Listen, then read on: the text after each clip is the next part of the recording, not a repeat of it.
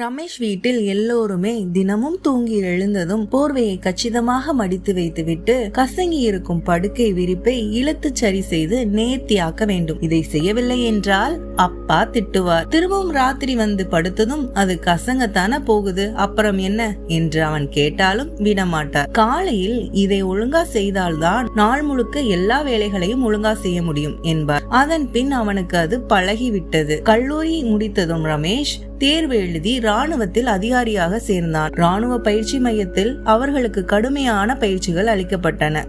முதல் நாளே அவர்கள் எழுந்து தயாரானதும் அவர்களின் உயர் அதிகாரி வந்து அவர்களின் அறைகளை பார்த்தனர். யார் யாருடைய படுக்கைகள் கசங்கி இருந்ததோ அவர்களுக்கு தண்டனை தந்தனர். பெரிய மைதானத்தை 2 சுற்று ஓடி வர வேண்டும் என்பதுதான் தண்டனை.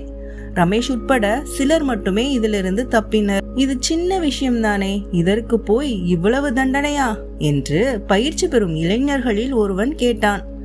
போர்க்களத்தில் நூற்றுக்கணக்கான வீரர்களை நீ வழிநடத்தி செல்ல வேண்டும். அவர்களின் பாதுகாப்பே உன் கையில் கொடுக்கப்படும். இந்த சின்ன விஷயத்தை சரியாக செய்யாத உன் மீது அவ்வளவு பெரிய விஷயத்தில் எப்படி நம்பிக்கை வரும் என்று கேட்டார் அதிகாரி.